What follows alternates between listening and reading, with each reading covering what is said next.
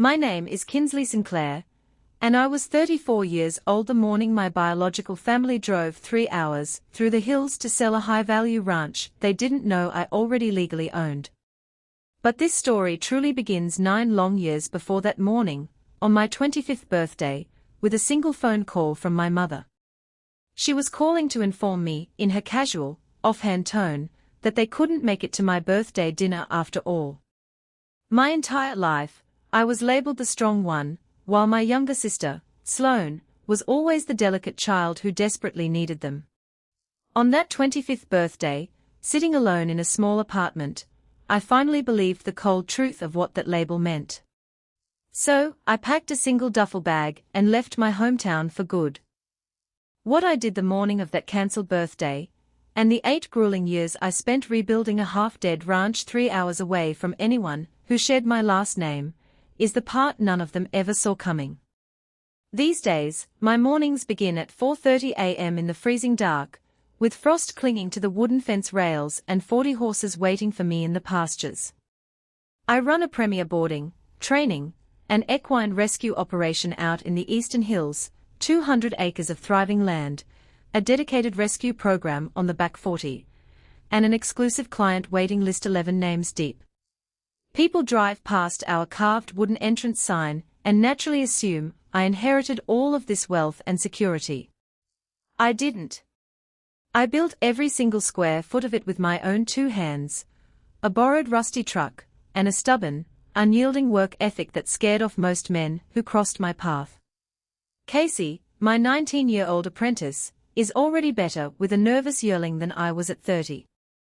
She showed up at the barn early that morning holding 2 steaming mugs of black coffee, asking my advice about a gelding showing signs of minor colic. I evaluated him, walked him down the lane, and assured her he'd be completely fine by noon. Then, I pulled my late grandfather Earl's old work gloves off the wooden post beside the tack room, the correct brown leather ones, worn soft at the knuckles from decades of hard labor, and I laced them onto my hands the exact way I do every single day. They don't fit me quite right, they are slightly too large, but I keep them anyway because there is an entire lifetime of quiet resilience folded into that leather. 8 years ago, I possessed none of this security. I had a single duffel bag, a quarter tank of gas in a beat-up car, and my mother's voice still echoing in my ears like a sentence handed down at birth. "You're the strong one, Kinsley," she had told me, as if she were handing me a precious gift. It took me years of painful isolation to understand that being called the strong one in my family didn't mean I was loved differently, it simply meant I was loved infinitely less, and expected to say thank you for the neglect. Before I ever understood land deeds, water rights, or the profound difference between biological family and the people who actually show up for you, I lived in a small, rented room across town. I worked 40 hours a week at a local feed and supply store, meticulously saving every spare dollar for a veterinary technician program. My family lived 3 exits up the highway in the pristine suburban house I grew up in. My mother, Sharon, ran that household like an emergency triage ward, and my younger sister, Sloane, was perpetually the critically injured patient. My father, Wade, kept the peace by blindly agreeing with whoever spoke last, which was invariably Sharon. Sloane, who was 2 years younger than me, possessed a terrifying, natural gift. She could transform any mundane, ordinary Tuesday into a full-blown dramatic crisis that demanded every adult's immediate attention. A bad date became an emotional breakdown. A minor parking ticket became an existential crisis of self-confidence. I learned the precise rhythm of their dysfunction at a very young age, the way a sailor learns to read storm clouds. Whenever the air in our kitchen grew heavy, it meant somebody's personal plans were about to be abruptly cancelled, and that somebody was never, ever going to be Sloane. I had brought up the painful disparity once, very gently, during the spring before my 25th birthday. "It feels like there's only ever room in this family for one of us, Mom," I had whispered while standing at the kitchen counter. My mother hadn't even bothered to look up from the stove. "Sloane is just much more delicate than you, honey," she replied flatly. "You know that. You've always been fine." I did know that. I had been told I was fine so many times that it ceased to be a description and became an absolute prison sentence. Nobody ever bothered to ask if I actually wanted to be strong. They simply decided I was, built the entire family dynamic around my forced independence, and left me out in the cold. If you want to understand the exact brand of psychological erasure I was up against, consider my college graduation 2 years prior. I had earned an associate's degree in animal science, becoming the very first person in our family to finish any form of higher education past high school. And I had worked grueling night shifts at a warehouse to pay my own tuition. The commencement ceremony was scheduled for 10 a.m. on a Saturday. At 9:15 a.m., as we were getting ready in the parking lot, Sloane dramatically claimed she was fainting. By the time the paramedics arrived, shrugged, and confirmed she was completely fine, my entire family was gathered around her car in a panic, and I was forced to walk across that stage entirely alone, scanning a sea of 3,000 strangers for faces that never showed up. They made it into the auditorium for the final 10 minutes.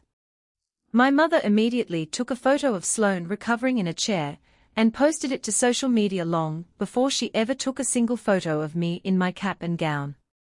I know this because I saw it in the family group chat later that night, the chat labeled Sinclair Fam, where I was technically listed as a member, but functionally invisible.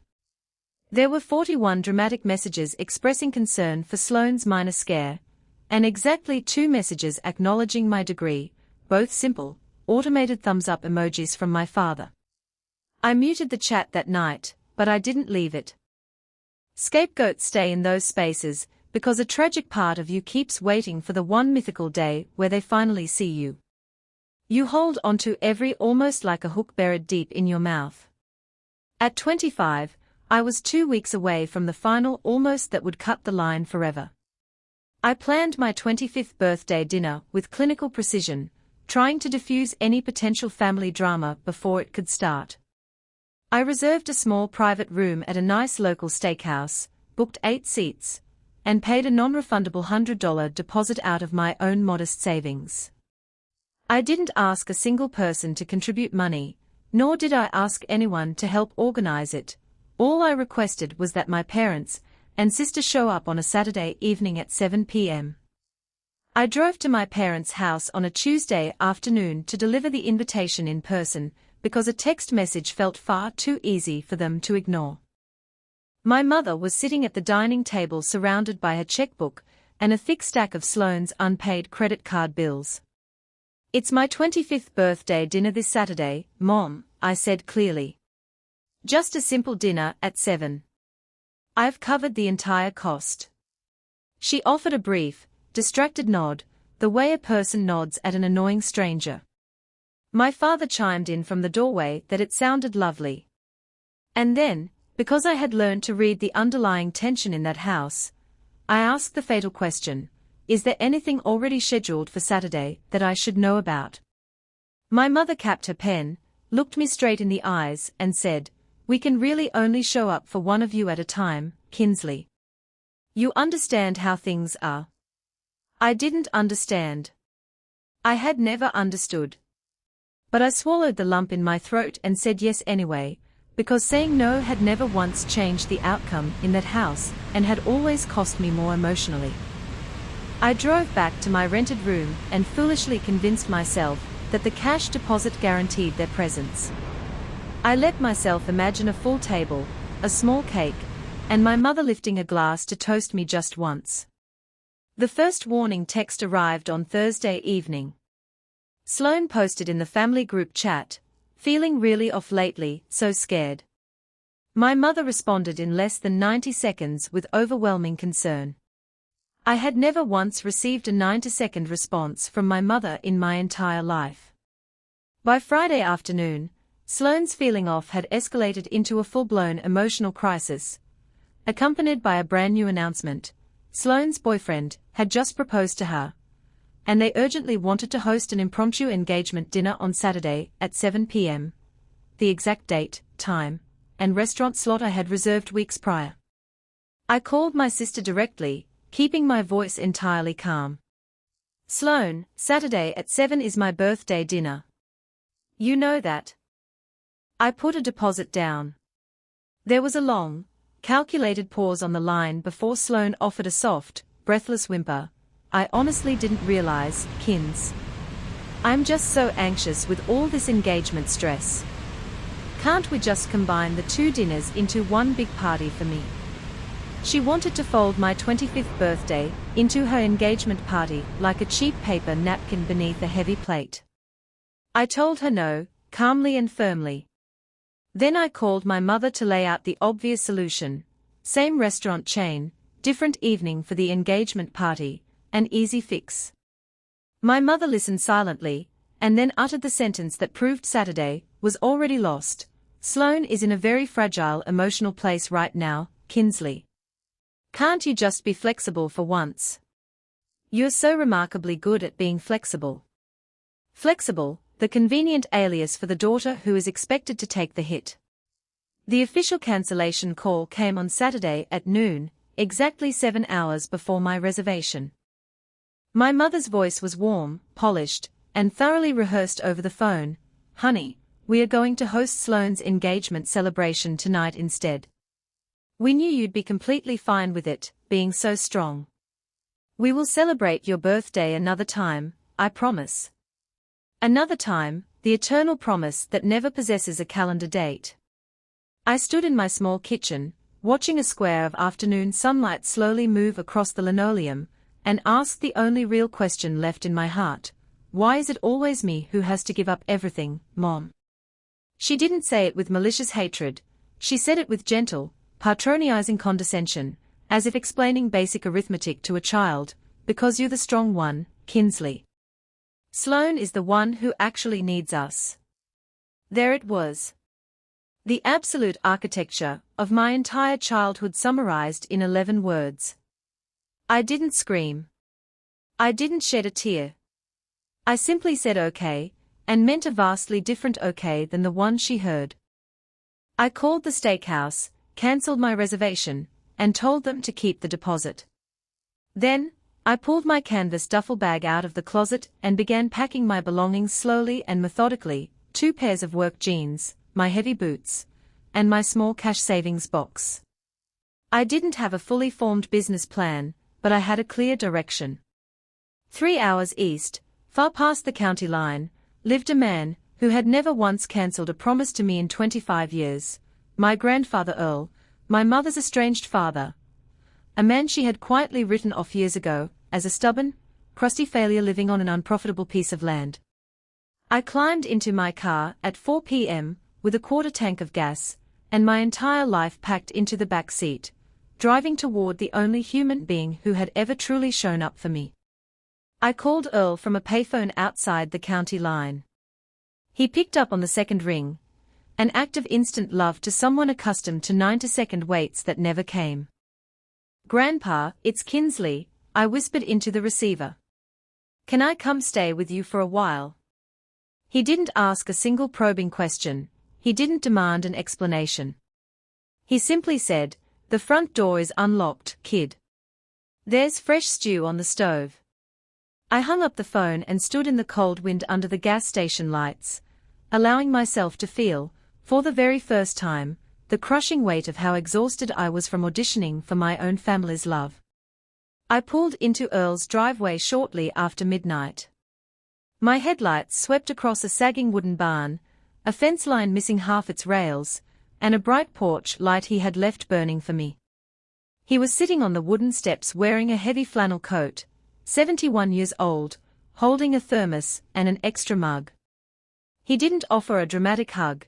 He simply patted the wooden step beside him and said softly, "Rough birthday, huh?" The sheer, unvarnished simplicity of his acknowledgement broke me wide open. I sat beside him in the cold night and told him everything, the deposit, the engagement party, and the 11 fatal words. Earl listened to the entire story, without interrupting a single time. When I finally finished, he stared out into the dark pasture at the silhouettes of his horses, took a sip of coffee, and said, "Sharon learned the absolute wrong lesson about love a very long time ago. But the land doesn't care who your mother chooses to love, Kinsley. The land only cares about who actually works it. I woke up the next morning to the rich smell of brewing coffee, and the sound of an old man, who had been awake for 3 hours pretending he hadn't been waiting for me. Earl's ranch was in far worse shape than it had appeared in the dark. It was 80 acres of prime land that he could no longer physically manage alone, 6 aging horses, a barn with a leaking tin roof, and wooden fences that a strong gust of wind could knock over. He had been working himself into the ground out of pure pride, refusing to sell the land and refusing to ask my mother for financial assistance, knowing she would have attached emotional interest to every dollar anyway. Over a breakfast of scrambled eggs, he laid out a straightforward business proposition. I possess 80 acres of land and an aging body that can't work it. You possess a young body and 0 land. Seems pretty simple to me. Then he stood up, walked over to a wooden peg by the back door, and tossed me a pair of heavy work gloves, cracked brown leather, soft at the knuckles, 2 sizes too large for my hands. These belong to my father, Earl said roughly. They'll fit you once you've earned them. I pulled the oversized gloves onto my hands and stepped out into the freezing morning air to repair a wooden fence I didn't yet know how to build. By noon, my hands were raw and bleeding inside that old leather, but for the very first time in my life, my physical labor yielded a direct, honest result. A wooden post set correctly in the dirt stayed standing. An animal fed with care came back to the gate. Effort and reward aligned in a perfectly straight line, with no manipulative mother standing in between to redirect the credit to someone else. I called no one from my past, and I didn't tell my family where I had gone. In the deep, quiet silence of those unsent messages, I began to hear my own independent thoughts for the very first time in my life. That first month on my grandfather's ranch nearly broke me physically. I had never built a single thing in my life that wasn't a small savings account, but there is a profound, undeniable truth to working the soil. When you drive a fence post straight into the hard earth, it stays standing regardless of what anyone thinks of you. When you pour feed into a trough, the horse comes to the gate because you earned its trust. For the very first time in my 25 years, my effort produced an immediate, honest result with no manipulative mother standing in the middle to redirect the credit toward my sister. I didn't send a single text message to my parents, nor did I post a single update on social media. In the quiet, unbothered space of those empty weeks, I began to hear my own independent voice for the first time. March arrived with a sudden cold rain, and with it came a stock trailer carrying a bay mare that a neighbor had rescued from an abandoned, foreclosed property. She was so severely starved that her hip bones looked like sharp blades beneath her dull coat, her ribs stood out like a xylophone, and her eyes were completely flat, hollowed out by fear and neglect. The local veterinarian took one look at her emaciated frame, quoted a steep price for nutritional rehabilitation, and bluntly advised us that she might not survive the month anyway. Earl looked at the mare, then turned his gaze to me. "We can't afford her," I whispered, staring at the poor animal's trembling legs. "We can't afford to leave her to die either, kid," Earl replied softly, picking up a lead rope. I named her June, because June was the month I calculated she would either turn the corner toward recovery or surrender to her organs failing. I learned more about the delicate nature of human patience from that broken mare than from any person I had ever met. You cannot rush a starved creature back to health. If you feed her too much rich grain too quickly, her compromised body will collapse from the shock of the sudden abundance. You have to move with painstaking slowness, offering tiny, carefully measured portions 6 times a day for months on end, earning an ounce of trust at a time. Every night after my evening chores were finished, I would pull a wooden bucket into her dark stall and sit quietly in the straw, not touching her, not forcing an interaction, but simply offering my calm presence the exact way Earl had offered me a seat on his porch steps. In those quiet midnight hours, watching the dim yellow light filter through the wooden slats, I realized with a sudden, aching clarity that I had been that exact same mare for 25 years. Starved at a full family table, repeatedly told I wasn't hungry simply because I had learned never to ask for food. June flinched violently every time I raised my hand, even if I was merely reaching out to offer her an apple slice, and I recognized that defensive flinch deep inside my own soul. The first morning she voluntarily walked across the stall to rest her heavy head against my shoulder instead of retreating into the corner. I sat down in the damp straw, and wept like an entire era of my life was finally coming to an end. My greatest personal flaw during those early years was my stubborn, absolute refusal to accept help from anyone. My family had conditioned me for so long to believe that being the strong one meant enduring every hardship entirely alone, and needing assistance felt like handing a lethal weapon to a potential enemy. So I worked myself into the dirt. I worked until the skin on my palms cracked and bled beneath my gloves, until my lower back seized with sharp spasms, and until I routinely fell asleep sitting upright in my work boots on the porch. When a friendly neighboring rancher offered to bring his heavy tractor over to help me clear the overgrown brush in the south pasture, I firmly informed him that I had the situation completely under control. I didn't have it under control. I had deep blisters, a broken shovel, and a foolish point to prove to a family 3 hours away who wasn't even watching. Earl caught onto my destructive mindset quickly. One evening, he found me out in the dark, soaked to the bone from a sudden downpour, desperately trying to brace a heavy wooden corner post entirely by myself while trembling from pure physical exhaustion. He didn't step in to lift the post. He simply leaned his arms against the top rail of the fence line and watched me struggle until my strength completely gave out, and I dropped to my knees in the mud. You genuinely believe that being strong means destroying yourself in silence, don't you, Kinsley? He asked, his voice cutting through the sound of the rain. That isn't strength, kid. That is just living in the exact same emotional cage your mother built for you, except you've painted the bars a prettier color. I glared up at him through the mud and muttered that I was completely fine, the two favorite words of every scapegoated child. Earl slowly shook his head in sad disappointment. Sharon convinced you that you don't deserve help from anyone, and now you're intentionally destroying your body out here just to prove her right out of pure spite. Who is that suffering actually serving? I had no answer for him.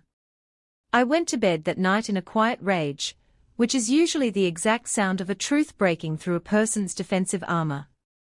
The very next morning, swallow my pride, I picked up the phone, called the neighboring rancher, and politely asked if his offer to use the tractor was still open.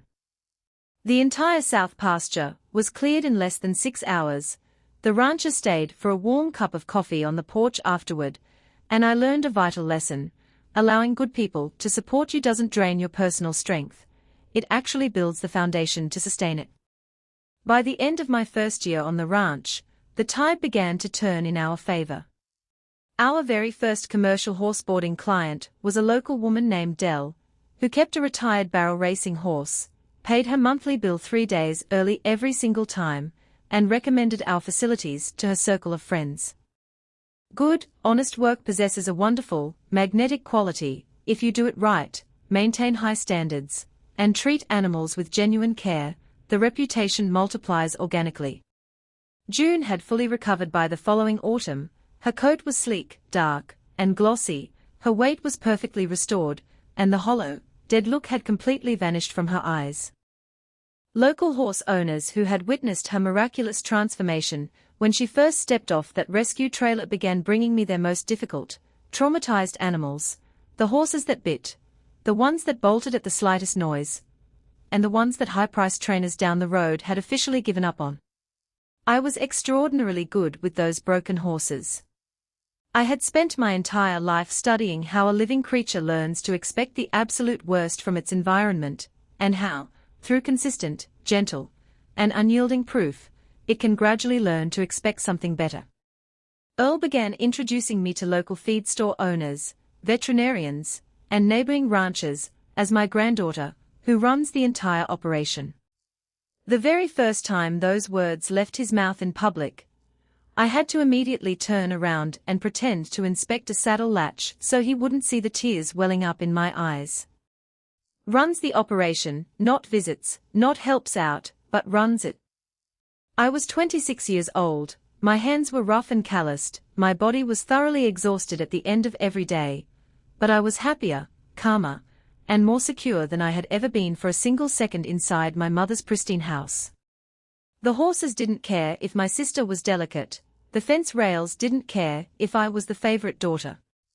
Out on that land, for the very first time in my life, I received precisely what I earned, no more, and certainly no less. The first attempt at contact from my biological family arrived 18 months after I walked out of their lives. They didn't call to ask if I was safe, nor did they call to apologize for the cancelled birthday, they called strictly to extract a financial favor. My mother's phone number illuminated my screen on a Sunday afternoon while I was out in the barn administering routine vaccinations to our yearlings. I almost let it ring through to voicemail, but 18 months is just long enough for a small, foolish spark of hope to regrow like a weed in an untended garden. I pressed answer. "Kinsley, honey," my mother's voice came through the speaker, sounding as smooth and warm as a veteran salesperson. "We have missed you so terribly much." Then, without taking a breath or waiting for my response, she immediately executed her real objective. Sloane was 4 months behind on her personal car payments. Her sudden engagement had completely fallen apart, the fiancé was gone, and she was in the middle of a massive emotional crisis. My mother wanted to know if I could wire a substantial sum of money to help my younger sister get back on her feet. I stood in the dusty aisle of the barn holding a syringe, waiting for that old, familiar guilt to pull at my heart, the psychological mechanism that used to make me drain my personal bank account for people who wouldn't even save a seat for me at a dinner table. The guilt never came.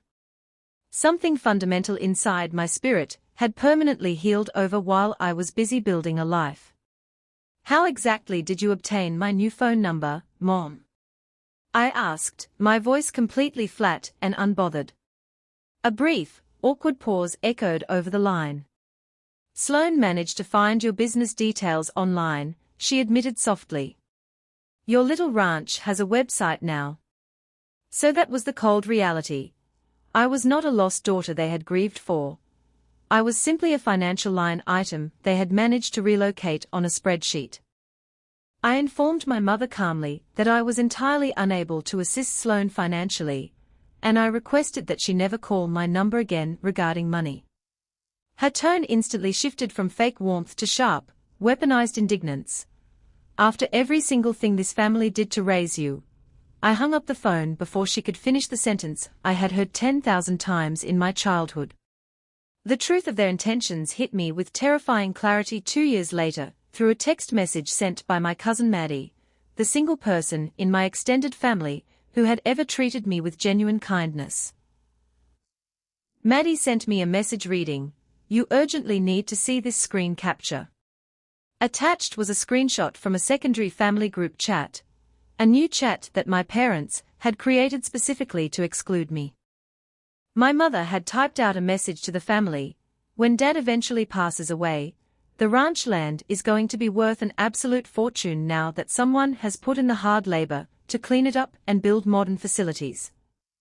We will simply divide the property sale 3 ways between us and sell it immediately. Kinsley can keep a horse or 2 on a small rental plot if she remains reasonable about the transition." Sloane had responded with a heart emoji. My father had typed back 2 words, "Sounds fair." I sat down on a hay bale in the quiet barn and read those 2 words over and over again until they burned into my brain. Sounds fair. After 2 continuous years of my dawn-to-dark physical labor that had transformed 80 dead, neglected acres into a valuable, highly profitable equine operation, my biological family was already casually dividing up the financial proceeds in a secret group chat designed specifically to hide the plot from me. I didn't scream, and I didn't break down crying. My capacity for raging against their cruelty had been entirely exhausted years ago. What I felt instead was an absolute, freezing clarity.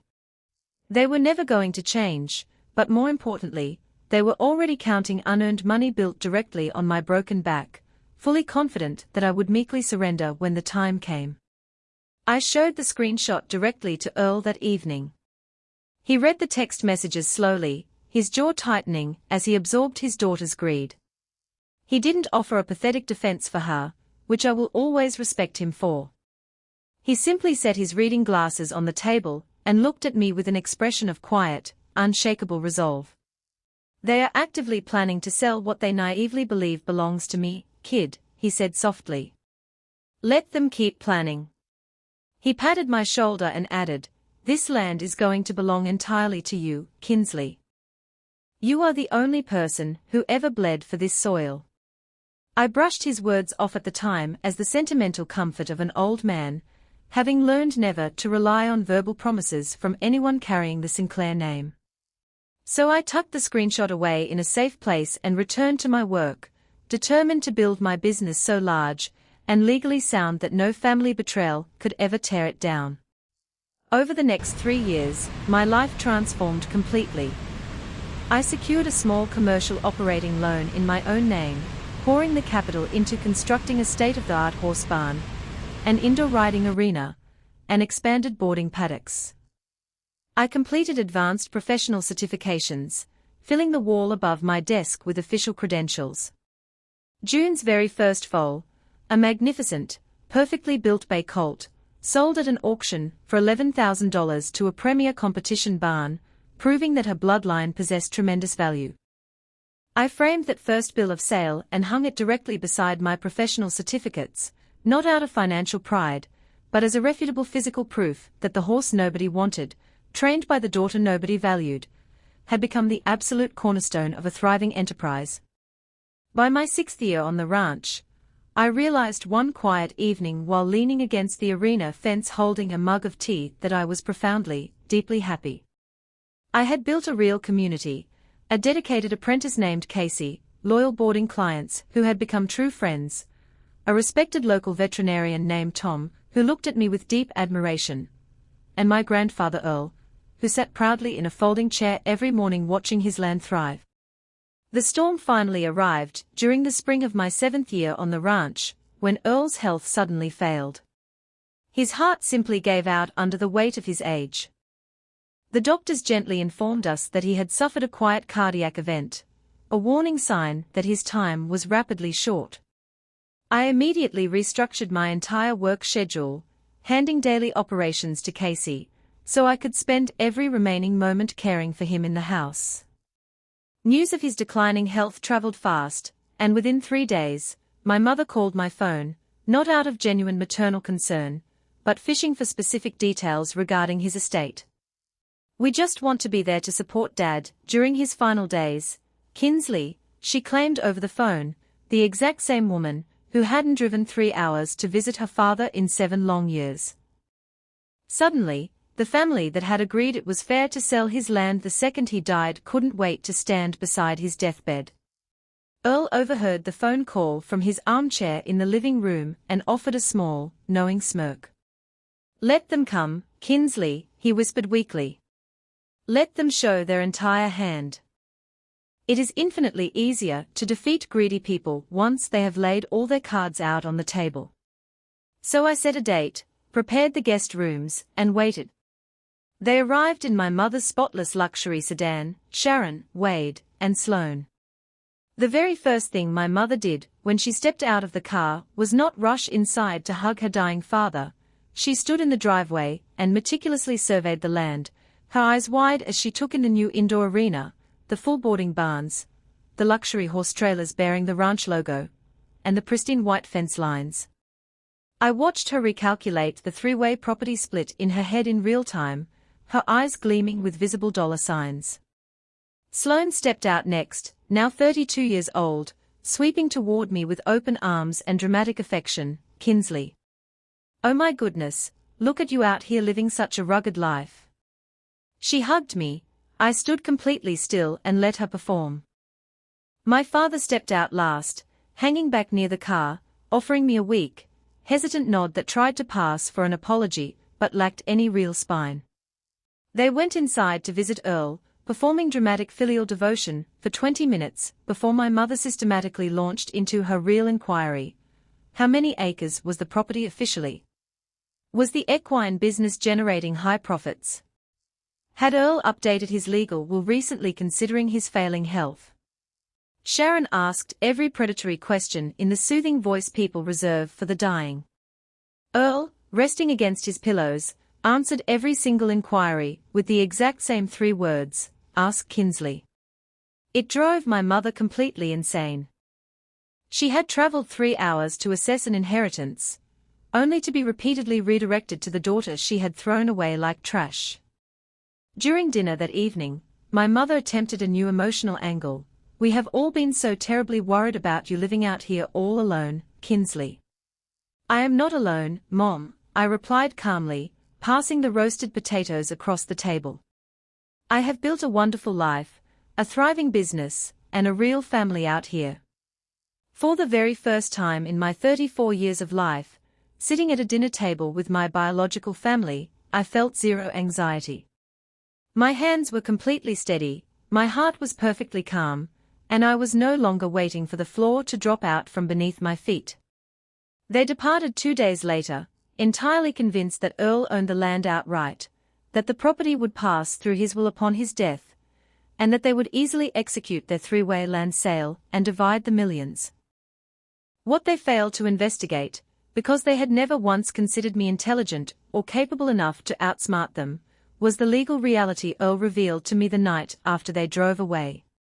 Earl had me sit down at the kitchen table and slid an official manila folder across the wood.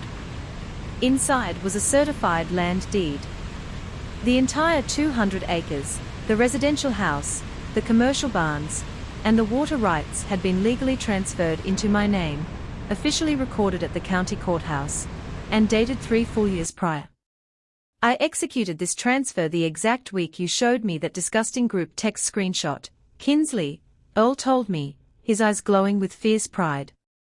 I drove down to the county clerk's office myself, signed the master deed, and paid the fees. It has been entirely yours for 3 years. You owe a single acre to no one. I stared at the red county seal on the heavy paper, feeling an incredible, overwhelming sense of security wash over my soul. "Don't utter a single word to Sharon," Earl instructed me with a wink.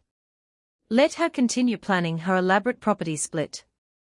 The day she discovers this land was never hers to sell, she will reveal her true monstrous nature to the world, and you will be standing on unbreakable ground when she shatters."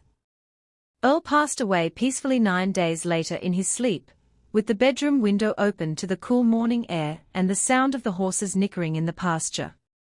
We buried my grandfather on a crisp, clear Saturday in the small cemetery behind the historic country church he had attended for 60 years.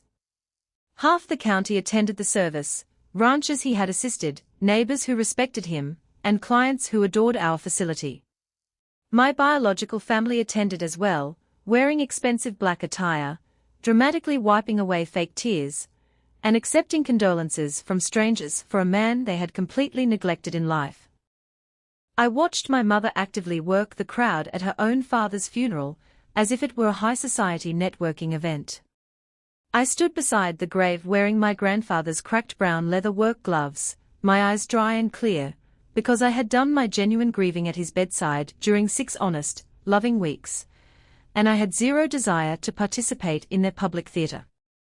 After the graveside service, my mother cornered me near the church refreshment table, leaning in close and lowering her voice into a sharp, businesslike register. "We urgently need to gather at the house this Saturday, Kinsley, to discuss Dad's legal affairs, the property appraisal, and the land sale. We need to settle his estate fairly as a family."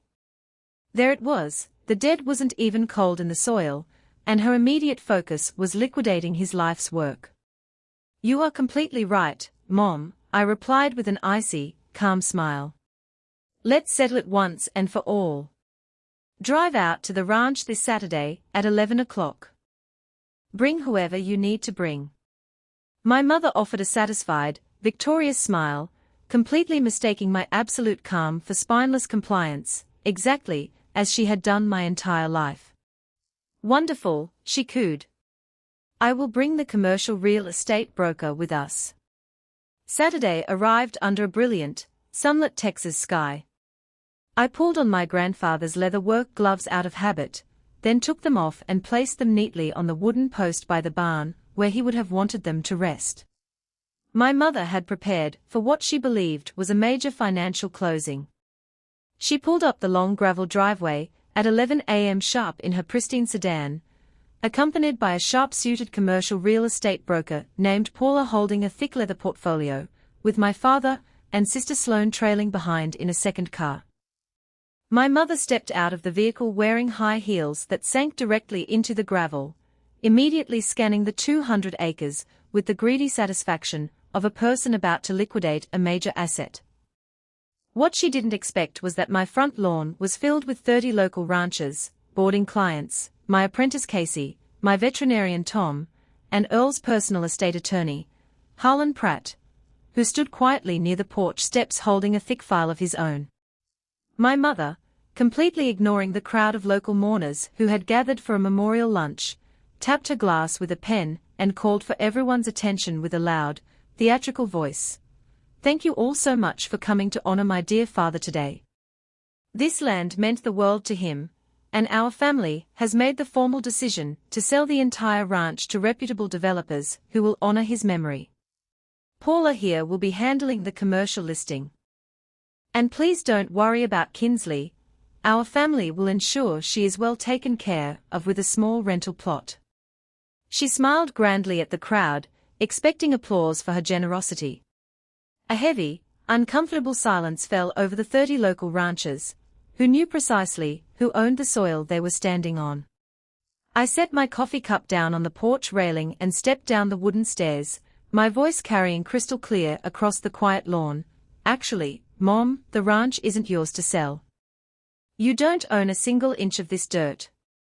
My mother let out a sharp, condescending laugh. "Kinsley, sweetie, don't be dramatic in front of guests. We will discuss your relocation paperwork privately." "We can discuss the paperwork right now," I interrupted smoothly, gesturing to the man in the gray suit. "Harlan, if you would please." Harlan Pratt stepped forward, opened his legal portfolio, and pulled out the certified master deed bearing the official Red County seal. "My name is Harlan Pratt, and I served as Earl Sinclair's personal real estate attorney for 20 years, he announced to the entire crowd. "I am holding the official, certified county deed for this 200-acre property. 3 years ago, Earl Sinclair legally and permanently transferred full, absolute ownership of this entire ranch, all commercial buildings, and all water rights to his granddaughter, Kinsley Sinclair. It has belonged entirely to her, free and clear, for 36 months.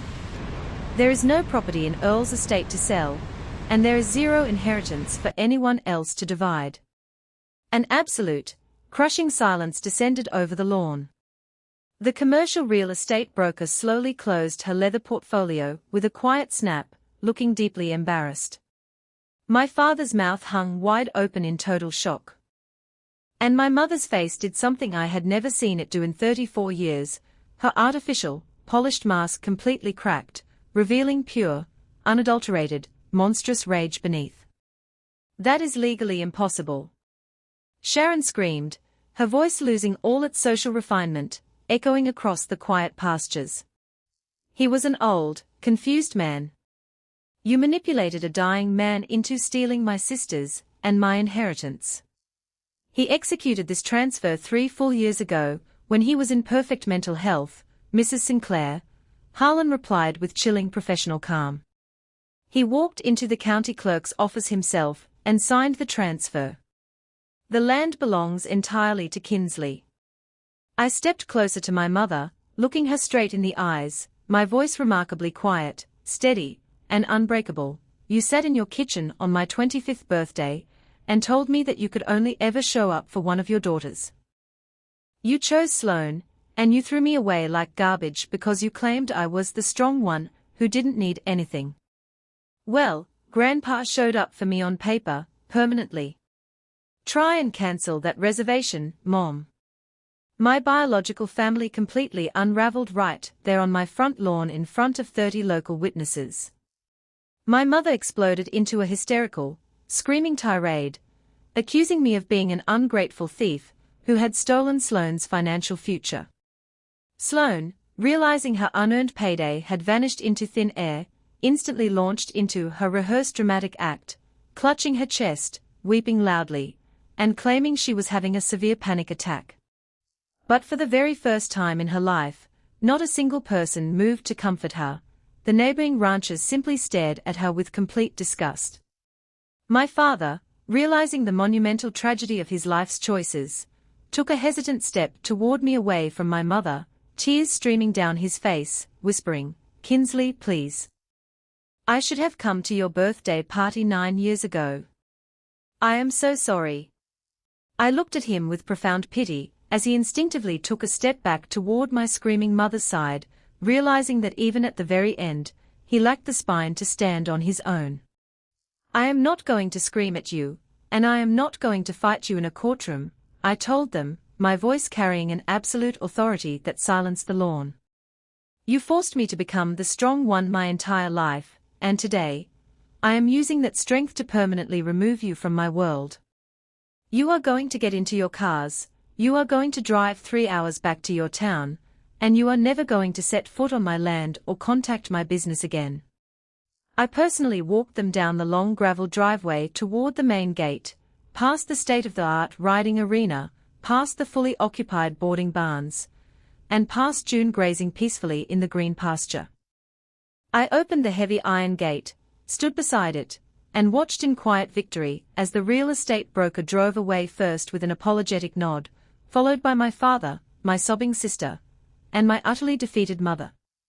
As their car vanished down the dusty county road into the distance, I closed the iron gate, slid the heavy steel bolt firmly into place, and took a deep breath of the fresh country air.